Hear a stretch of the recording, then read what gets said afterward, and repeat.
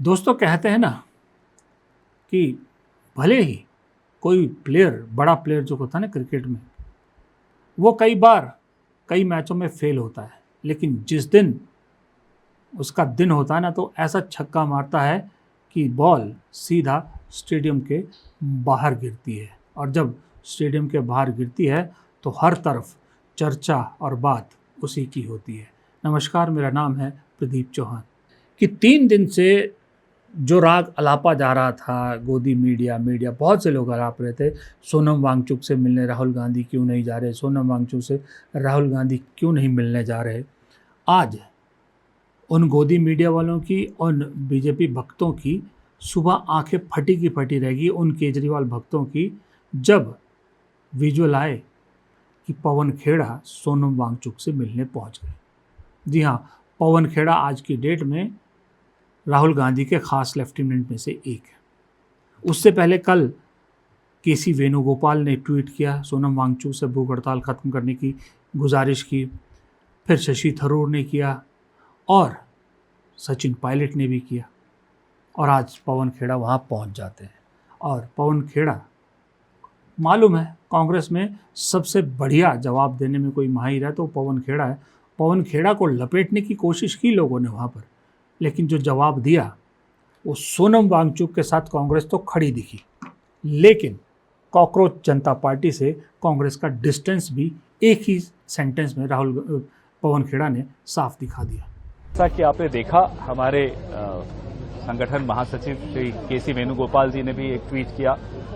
सोनम वांगचुक जी के स्वास्थ्य को लेकर हम सबको चिंता है और एक बहुत संवेदनहीन सरकार ऊपर बैठी है जो लोकतांत्रिक विरोध की भाषा को नहीं समझती। ऐसी सरकार के सामने विरोध का तरीका बदलते रहना चाहिए।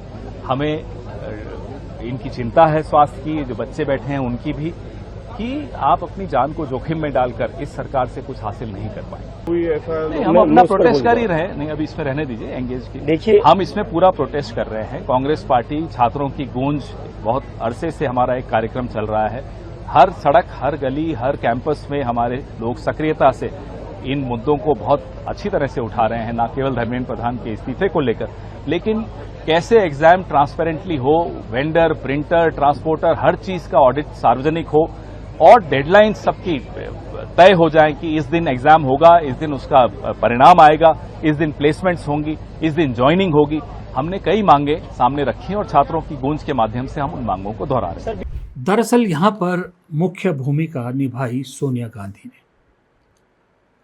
राहुल गांधी सोनम वांगचुक से मिलने को तैयार थे, लेकिन उनकी टीम ने कहा कि जिस तरह से जो अभिजीत दिपके हैं, जो कॉकरोच जनता पार्टी के कर्ता धर्ता, उन्होंने जिस तरह से राहुल गांधी को बदनाम किया, और वो अपनी उस बात पे खेद भी व्यक्त नहीं कर रहे हैं। वो सिर्फ ये कह रहे हैं कि वो मेरे इंडिविजुअल विचार थे, अब बड़ा मुद्दा है। एक भी बार उन्होंने खेद व्यक्त नहीं किया कि मैं हाँ उस पर माफ़ी मांगता हूँ या खेद व्यक्त करता हूँ, उन्होंने नहीं किया।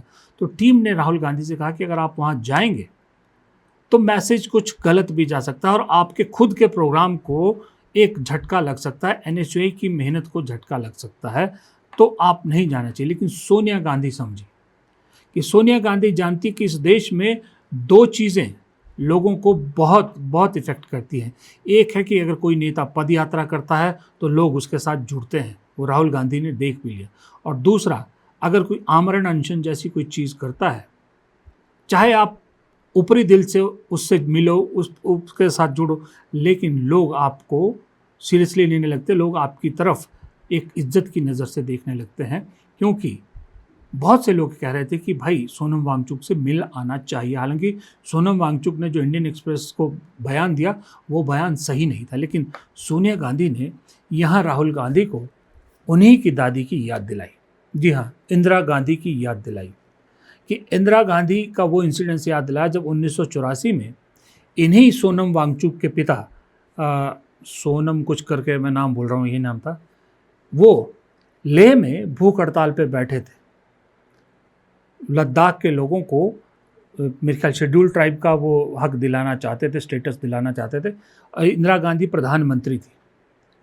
5वां दिन जब उनकी भूख हड़ताल का हुआ, आमरण अनशन का हुआ, तो इंदिरा गांधी दिल्ली से स्पेशल लेह गई और सोनम वांगचुक के पिता का अनशन तोड़वाया उन्होंने कहा कि हम आपकी मांगों को अब पूरा समर्थन करते हैं, मांगे मानेंगे, और उनका अनशन तोड़वाया।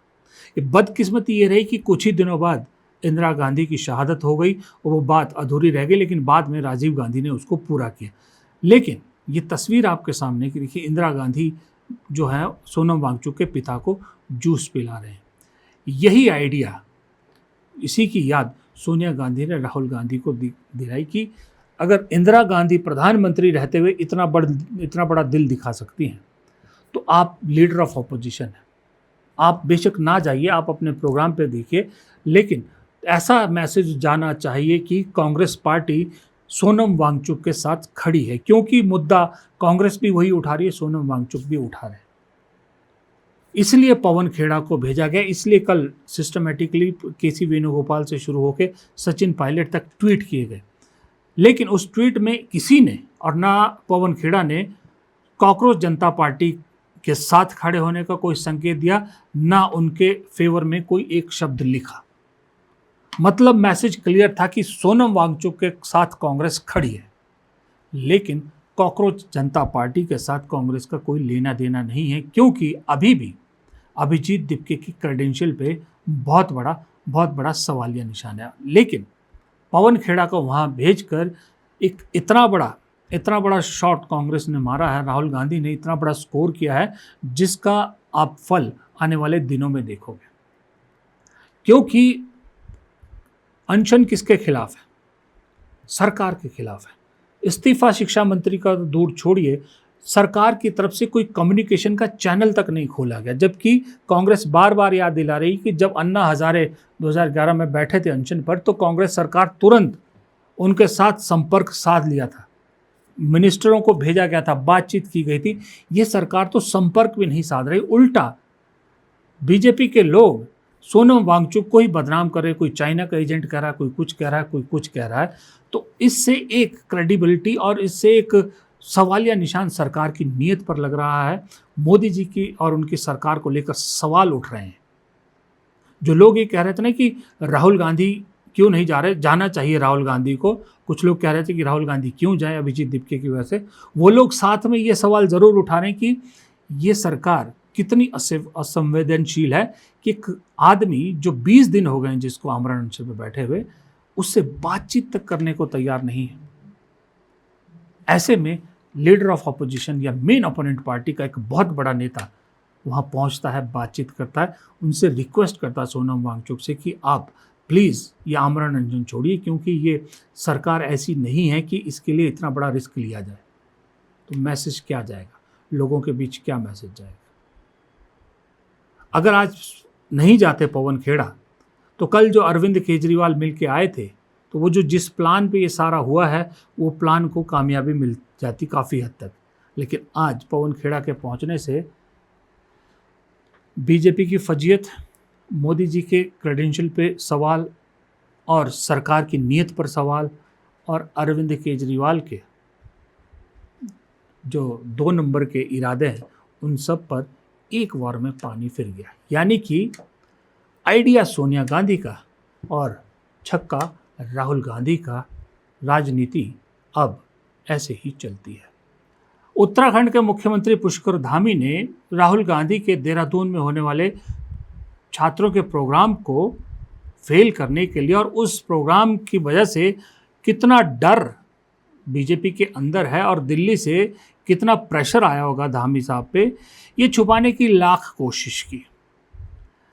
कोशिश की कि चेहरे पर कहीं हाव भाव ना दिखे कि हम डरते हैं, और सच्चाई को एक मुस्कुराहट के पीछे छुपाने की कोशिश की। और जिस मुस्कुराहट को उन्होंने तामझाम जो इकट्ठा किया, वहाँ पर आईने भी लगाए ताकि लोगों को सच ना पता लगे, और आईने को उन्होंने सोने के फ्रेम में जड़वाया। लेकिन वो भूल गए धामी साहब कि आईना चाहे सोने के फ्रेम में हो, चाहे हीरे जवाहरात से जड़े फ्रेम में हो, आईना सच बोलने की आदत नहीं छोड़ता, और आईने ने सच उगल ही दिया। ये एक पोस्टर देखिए, ये पोस्टर देहरादून में लगा है। इस वक्त जब आप वीडियो देख रहे हैं तो ये प्रोग्राम चल रहा होगा। एक पंजाबी सिंगर है जैस्मिन सैंडल्स, उनका कार्यक्रम चल रहा है। डेट देखिए 17 जुलाई 2026। वेन्यू देखिए परेड ग्राउंड देहरादून। टाइम देखिए 5:30 बजे। और नीचे देखिए मोटा मोटा क्या लिखा है, फ्री एंट्री। और ऊपर टॉप पे फोटो किसकी लगी है, पुष्कर धामी और किरण रिजिजू की। अब एक पोस्टर उसी देहरादून का एक और देखिए, ये पोस्टर है राहुल गांधी के प्रोग्राम की छात्रों की गूंज। टाइम 17 जुलाई 2026, वही जो उस पोस्टर में है।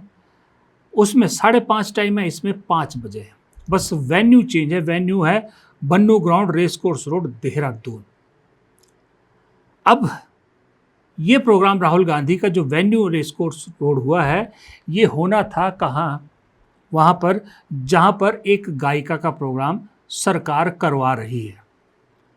राहुल गांधी की प्रोग्राम को परमिशन दे दी गई थी इस परेड ग्राउंड में, पैसा ले लिया गया था, फीस ले ली गई थी, बाद में कैंसिल किया गया। और वो मैंने डीएम की आपको उस वक्त बाइट सुनाई थी जब उन्होंने कहा था कि ये केंद्र सरकार का कोई प्रोग्राम है, उसको एक्सटेंशन दे दी गई है, इसलिए ये ग्राउंड कैंसिल किया जाता है, जबकि वहाँ कोई प्रोग्राम नहीं हो रहा था। और निकला क्या, निकला ये कि जैस्मिन सैंडलर्स का प्रोग्राम वहाँ पर हो रहा है। पुष्कर धामी भी पहुँचेंगे, किरण रिजिजू का भी नाम है। और मज़े की बात है कि ये कोई केंद्र सरकार का प्रोग्राम नहीं, बल्कि पुष्कर धामी की पत्नी की संस्था का प्रोग्राम। राहुल गांधी को सुनने के लिए देश का युवा तत्पर ही नहीं है, पूरा देश तत्पर है। राहुल गांधी जी देहरादून आ रहे हैं, ये हमारे लिए सौभाग्य है। भारतीय जनता पार्टी ये बताए कि भारतीय जनता पार्टी के मुख्यमंत्री पुष्कर सिंह धामी उत्तराखंड के नहीं, वो कार्यक्रम करवाते हैं अपनी पत्नी का परेड ग्राउंड के अंदर, मगर राहुल गांधी के कार्यक्रम को वहां होने से रोकते हैं। यह है असलियत मुख्यमंत्री पुष्कर सिंह धामी की। अपनी पत्नी को आगे करवाने वाले मुख्यमंत्री ये बताए कि देश के नेता प्रतिपक्ष के कार्यक्रम को रोकने की आपने हिम्मत कैसे करी। और आज जिस वक्त राहुल गांधी जी रेस कोर्स में कार्यक्रम करने जा रहे हैं, तो ये पूरी तरह से हिले हुए हैं, इनको पता ही नहीं कि क्या करना है, क्योंकि ये मुद्दा बेहद संवेदनशील है। अब आप देखिए, ये प्रोग्राम गारंटी कहता हूँ, ये जैस्मिन सैंडलर्स का प्रोग्राम राहुल गांधी के प्रोग्राम के बाद बनाया गया है और दिल्ली से इंस्ट्रक्शन आई है तब बनाया गया। ये पहले से कोई शेड्यूल प्रोग्राम नहीं था। क्यों मैं ऐसा कह रहा हूँ? जैस्मिन सैंडलर्स कौन है? एक गायिका है। प्रोग्राम देखिए बड़े उससे बनाया गया। और युवा जो जेनजी, जिनको टारगेट करने के लिए, जिनके लिए राहुल गांधी प्रोग्राम कर रहे हैं, थोड़ा इस टाइम चल रहा होगा जब आप वीडियो देख रहे हैं, राहुल गांधी का प्रोग्राम चल रहा होगा, उन्हीं युवाओं को कोई चीज़ अगर डिस्ट्रैक्ट कर सकती है उससे, तो वो है संगीत का कार्यक्रम, कोई रॉक शो, कोई पॉप शो। इसलिए एक पंजाबी पॉप सिंगर को बुलाया गया वहाँ पर, पंजाबी परफॉर्मर को बुलाया गया वहाँ पर।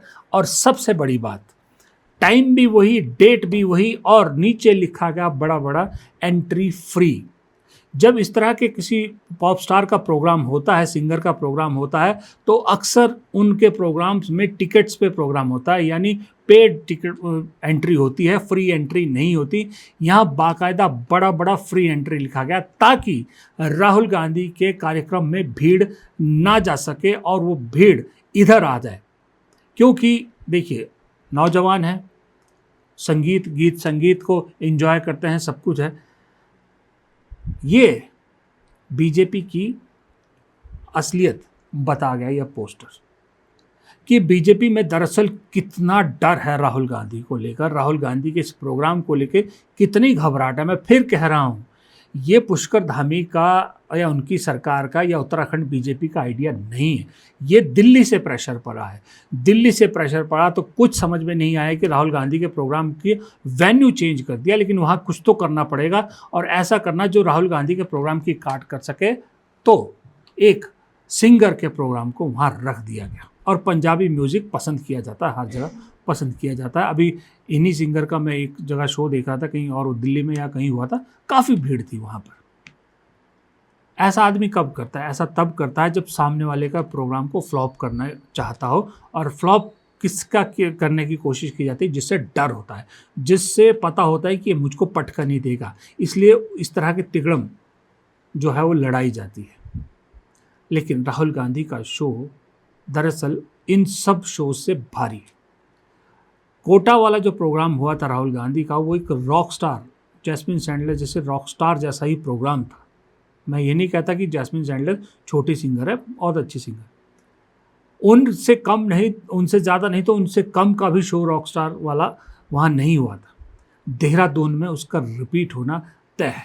इस वक्त आप देख लीजिएगा इस वीडियो को देखने के बाद जाके कि कितनी तादाद में वहाँ पर लोग पहुँचे, कितनी तादाद में वहाँ युवा पहुँचे हुए। दरअसल आज सोशल मीडिया पर अगर आपने देखा होगा, पूरे उत्तराखंड में बहुत ज़बरदस्त चर्चा का विषय था। युवा पोस्ट डाल रहे थे कि हम राहुल गांधी की बात सुनने जाएंगे, क्योंकि इस देश में सबसे ज़्यादा पेपर लीक की अगर कहीं प्रॉब्लम हुई है, किस मामले आए हैं, वो उत्तराखंड के सबसे ज़्यादा आए हैं।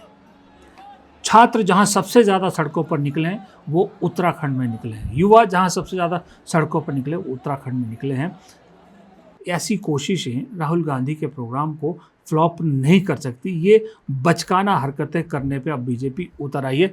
मुझे समझ में नहीं आता कि आदमी बचकाना हरकतें तब करता है जब आइडियाज़ भी ख़त्म हो चुके होते, जब कोई चारा नहीं बचता तो आदमी इस तरह की हरकतें करता है। और ये और मैसेज सॉलिड दे गया कि राहुल गांधी का खौफ अब सही में, राहुल गांधी के हर कदम का खौफ बीजेपी में दिन रात बढ़ता जा रहा है।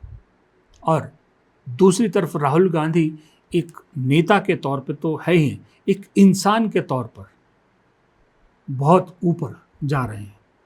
अब उदाहरण के तौर पर आज बताता हूँ, राहुल गांधी का देहरादून में प्रोग्राम था, लेकिन उससे पहले देखिए इंसानियत उस शख्स की, एक अपने कार्यकर्ता के घर जाते हैं जिनका नाम अमर मेहता था।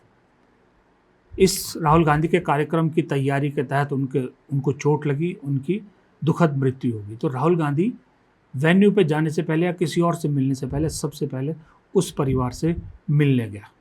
ये सेंसिटिविटी होती है, एक सेंसिटिव नेता की निशानियाँ हैं। अब इसको आप कैसे काटोगे, कितने सिंगर से बुला लोगे, कितने रॉक स्टार प्रोग्राम कर लोगे। और दूसरी बात, इतना बड़ा झूठ बोलने की क्या ज़रूरत थी कि भाई केंद्र सरकार का प्रोग्राम है इसलिए जो है आगे किया जाता है। ये नहीं बताया कि जिस संस्था के ज़रिए ये प्रोग्राम हो रहा है वो संस्था तो खुद पुष्कर धामी की पत्नी की है। और ये मैं नहीं कह रहा, ये कांग्रेस बाकायदा डॉक्यूमेंट दिखा रही कि पुष्कर धामी की पत्नी का प्रोग्राम परेड ग्राउंड में। खैर चलिए, ये तो पोल खुलनी थी, एक पोस्टर ने खोल दी, सच्चाई सामने आनी थी, वो आ गई। फिलहाल इस वीडियो में इतना ही। वीडियो पसंद आया तो लाइक कीजिएगा, शेयर कीजिएगा, कमेंट बॉक्स में अपनी राय देना मत भूलिएगा। आपकी राय बेहद अहम होती है मेरे लिए। और गुजारिश है, चैनल को अगर सब्सक्राइब नहीं किया है अब तक, प्लीज़ चैनल को सब्सक्राइब कीजिए, यारों दोस्तों से भी कहिए। नमस्कार।